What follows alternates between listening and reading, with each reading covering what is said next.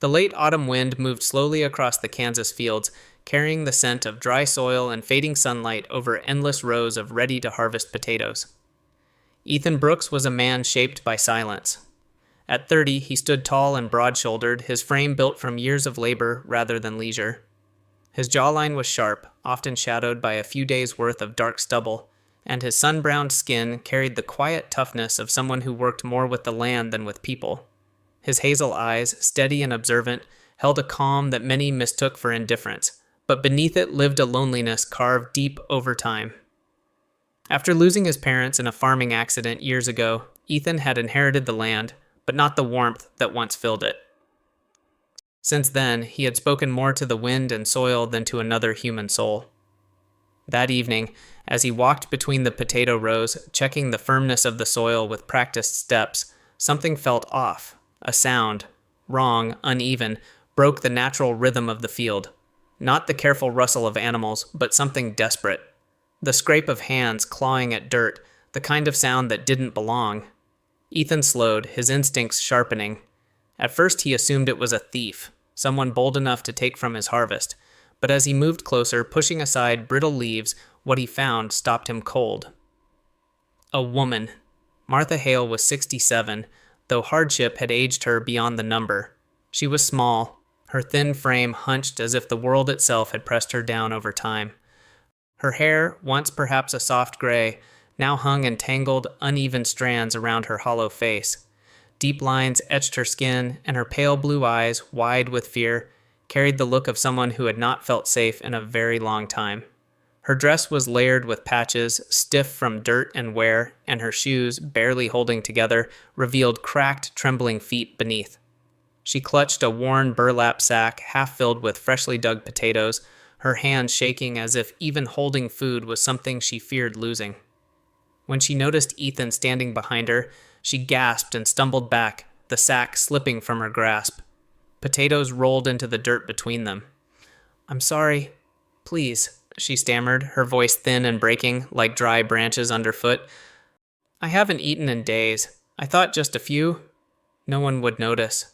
Her body braced instinctively, shoulders tightening, as if expecting the familiar storm, anger, punishment, humiliation. The world had taught her well what came next. But Ethan didn't move.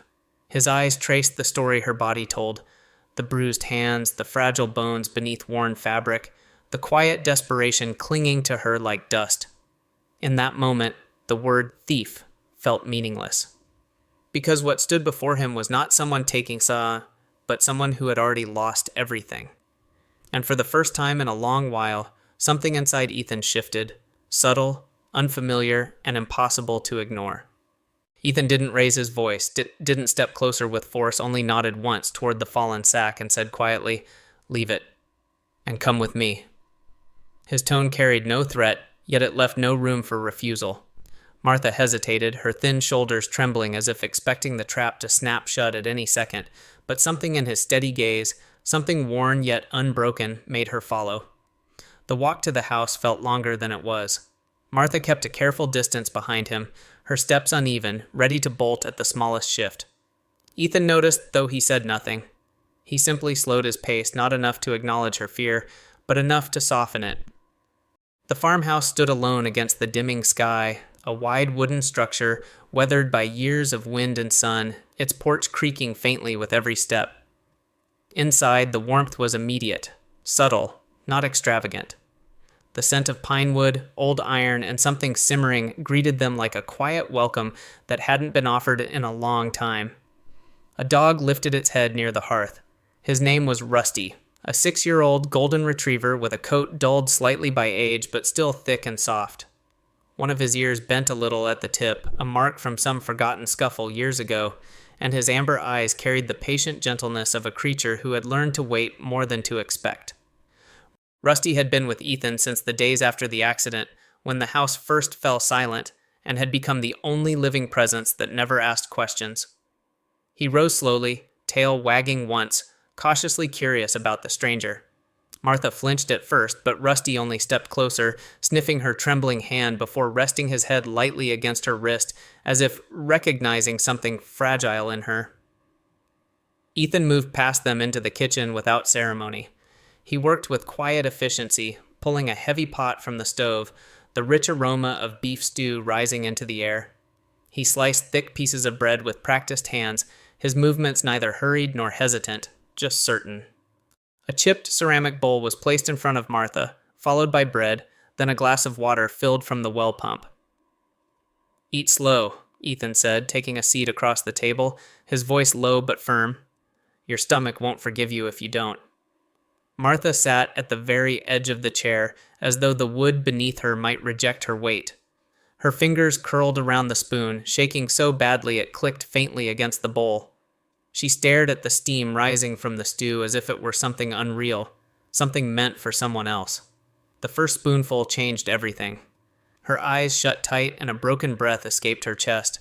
Tears followed immediately, slipping down the deep lines of her face and into the bowl she held so carefully. She didn't sob loudly, just quiet, shaking breaths like someone trying not to disturb the moment in case it disappeared. Ethan didn't look away, but he didn't stare either. He let the silence stretch between them, not empty, but full of something neither of them needed to name.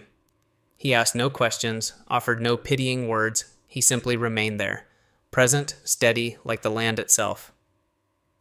Rusty settled at Martha's feet as if claiming her without permission. When the meal ended, Martha gathered every crumb with trembling fingertips, her movements precise, almost reverent. Ethan noticed. He understood more from that than any story she could have told. Night fell quickly beyond the windows, the cold pressing against the glass. "You're not leaving tonight," Ethan said, standing and wiping his hands on a cloth. "Roads aren't safe, not for you." Martha looked up sharply, fear flickering again. Kindness, in her world, always came with a price. Ethan walked down the narrow hallway, stopping at a small door at the far end. He pushed it open, revealing a simple room, clean sheets, a thick wool blanket folded neatly, a basin of water resting on a wooden stand. Nothing extravagant, everything enough. "There's a lock on the inside," he added, stepping back to give her space. "Use it if you need to." Martha stood frozen in the doorway, her fingers clutching the frame as though she might wake from this if she moved too quickly. Her eyes swept over the bed, the folded blanket, the quiet safety of it all. No one had offered her safety in years. Behind her, Ethan turned away without waiting for thanks, returning to the dim kitchen where the fire crackled softly. He didn't linger. He didn't expect anything. But as he lay in his own room later that night, staring at the ceiling worn smooth by time, something unfamiliar settled into the house. Not noise, not change, just presence. And for the first time since the world had taken everything from him, the silence didn't feel like an ending. Morning arrived quietly, slipping through the thin curtains and soft golden lines that touched the worn wooden floor like something careful not to disturb what little peace lived there. Martha woke before the light fully settled. For a moment, she didn't move. Her body, conditioned by years of uncertainty, waited for cold ground beneath her, for noise, for danger, but instead there was only stillness and warmth. Her fingers tightened around the edge of the blanket, testing it as if it might vanish. It didn't. She rose slowly, her joints stiff, her breath shallow, still unsure if she was allowed to exist in a place like this. On the kitchen table, she found a plate, eggs, still slightly warm, a slice of bread, and a chipped mug of coffee. Beside it, a small note written in firm, unadorned handwriting. "Eat. I'll be at the stables. Ethan." Martha traced the letters with her fingers. No conditions, no demands, just given. Something inside her shifted. Not relief, not yet, but a quiet determination. She would not leave this house as a burden. She moved carefully at first, almost apologetically, as though asking permission from the walls. The broom leaned in the corner, forgotten but waiting. She picked it up, her hand still trembling, and began with the floor. Then the table. Then the shelves, the windows, the places where dust had quietly gathered over months, maybe years. There was a rhythm to it, one her body remembered long before her mind allowed it. Small, deliberate movements. Care, attention. The kind of work that belonged not to survival, but to living. Rusty followed her like a silent shadow, his tail brushing softly against chair legs, watching her with curious loyalty.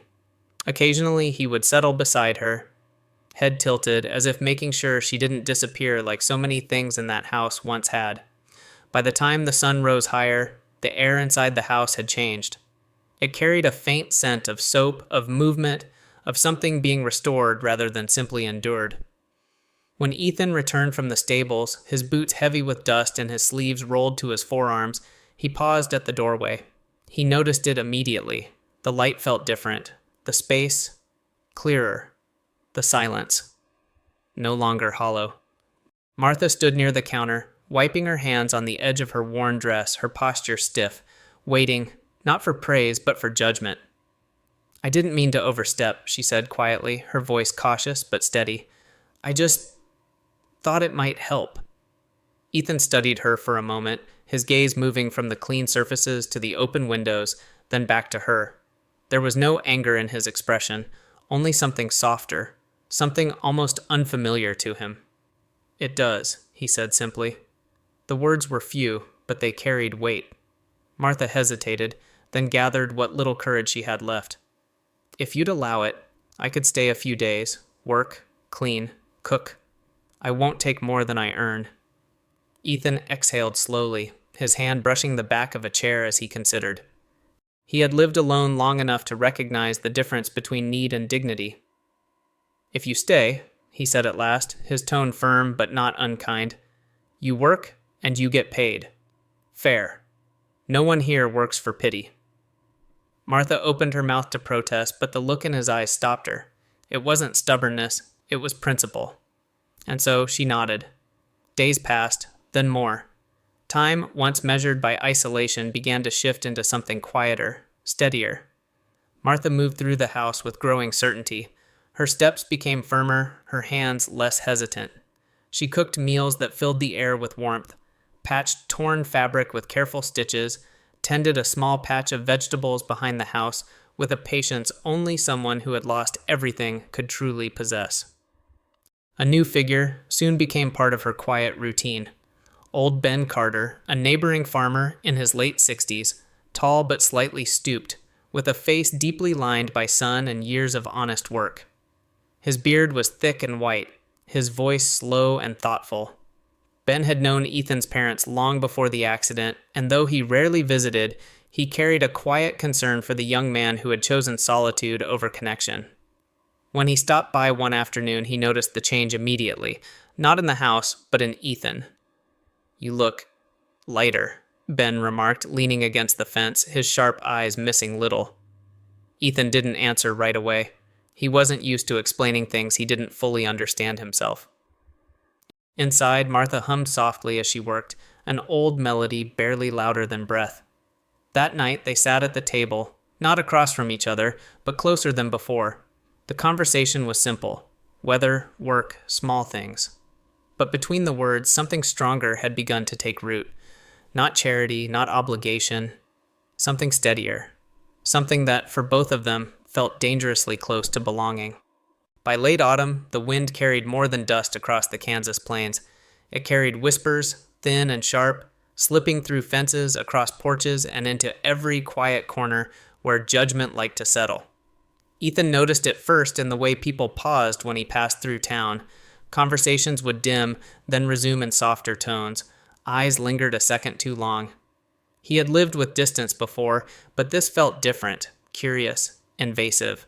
Not about his work, about his choices. Martha felt it too, though she had no need for words to understand. She had lived long enough among strangers to recognize the weight of being seen as less than human. Even the way a shopkeeper hesitated before handing her change, or how two women by the well lowered their voices when she approached, told her everything. The rumor had grown legs, the young, unmarried landowner sheltering a vagrant woman in his home. It might have ended there, quiet gossip fading into something else, but blood had a way of traveling faster than truth. They arrived just after noon. A black sedan rolled up the gravel drive out of place against the rural stillness. The engine cut sharply, and two figures stepped out, polished, deliberate, entirely untouched by the dust of the land. Caleb Brooks, Ethan's older brother, carried himself like a man who believed the world owed him acknowledgement. He was tall, slightly broader than Ethan but softer in build, his skin pale from years behind office walls rather than under sun. His hair was neatly combed, streaked lightly with gray, and his clean-shaven face held sharp, calculating features. Caleb had always been the one who left, trading soil for suits, family for ambition. Years in corporate law had taught him to measure people by leverage, not loyalty. Beside him stood Denise Brooks, his wife, a woman of composed elegance and quiet cruelty. She was slender, her posture perfect, her dark hair pulled into a sleek knot that never seemed out of place. Her skin was flawless, untouched by hardship, and her eyes, cool, assessing, missed nothing. Denise smiled often, but never with warmth. Her words were precise, chosen not to wound openly, but to linger like a bruise beneath the surface. Martha had been sweeping the porch when they arrived, based. She straightened slowly, instinctively shrinking in their presence, her hands tightening around the broom handle. Denise's gaze moved over her from head to toe, not with curiosity but with dismissal, as if cataloging something beneath value. "So it's true," Caleb said, stepping forward, his voice smooth but edged. "You've taken in this." Ethan stood in the doorway behind Martha, his shoulders squared, his expression unreadable. "She has a name," he said, his voice calm but carrying weight. "Martha." Denise's lips curved faintly. "Of course she does." Inside, the air thickened. They didn't shout. They didn't need to. Their words were quieter, sharper, suggestions wrapped in civility, questions about judgment, about reputation, about what people might think of a man who couldn't tell the difference between kindness and weakness. "She found you alone," Caleb continued, pacing slowly as if presenting a case. "You don't think that's coincidence, do you? People like her, they survive by reading men like you." Martha stood near the edge of the room, her back straight but her hands trembling at her sides. Every word felt familiar. She had heard variations of it her entire life. Ethan didn't move. "She didn't ask for anything," he said, each word deliberate. "She worked. She earned her place here." Denise let out a soft, almost amused breath. That's what they do best. Earn trust first. The silence that followed was tight, suffocating. Then Ethan stepped forward. "She stays," he said. No raised voice, no anger, just finality. "And if you can't respect that, you can leave." For a moment, Caleb's expression hardened, something close to irritation breaking through his polished control. Denise's smile faded, replaced by something colder. They left not long after, their departure as controlled as their arrival, but the damage they carried in with them lingered. That night, the house felt different again, not empty, unsteady. Martha sat alone at the kitchen table long after Ethan had gone to his room. The lamp cast a soft circle of light around her, but beyond it, shadows stretched long and quiet. Their words echoed. Not because she believed them, but because she knew the world did. She looked around the room, the clean surfaces, the warmth, the quiet dignity Ethan had given her without question. And for the first time since arriving, she felt something heavier than fear. She felt like a cost. Slowly she stood. Her movements were careful, deliberate, as if each one might undo her if she rushed. In her room, she folded the sweater Ethan had bought her just days ago, smoothing it with trembling hands before placing it gently on the bed. She opened the small drawer and pulled out her old dress, the one she had arrived in, stiff with dust and memory. She changed without looking at herself. Back in the kitchen, she found a scrap of paper. Her handwriting was uneven, the letters pressed too hard, as though each word carried more weight than the page could hold. "Thank you for reminding me I was still human." She left it where he would see. The door opened with a soft creak. The night air was colder than she remembered, biting but familiar. Martha stepped into it without looking back, and the house, once again, learned what it meant to lose something it had just begun to hold. The morning felt wrong before Ethan even opened his eyes. There was no scent of coffee drifting through the hallway, no soft scrape of a broom against the porch, no quiet hum that had, without warning, become part of the rhythm of his days. The silence had returned, but it was not the same silence he had once known. This one pressed harder, sharper, like something missing. He moved quickly, boots barely tied, heart already tightening before his mind caught up. The kitchen stood untouched, too clean, too still. Then he saw it. The folded sweater, the empty chair, and the note. He read it once. Then again. The words blurred. For a moment, Ethan didn't move at all. The weight of it settled slowly, like cold water rising. Then something broke loose inside him. Not anger, not fear, but urgency. A refusal. He was already out the door before the thought finished forming. The search stretched across the day. Dirt roads, empty fields, the old church near the highway, a weathered gas station where the clerk, Lila Monroe, a woman in her early 40s with tired eyes and sunburned skin, known for remembering faces more than names, shook her head gently when Ethan described Martha. Saw a lot of folks pass through, she said, voice soft but certain, but no one like that this morning. Her tone held sympathy, not curiosity. It only made Ethan push harder. Hours passed. The sun climbed, then began its slow fall.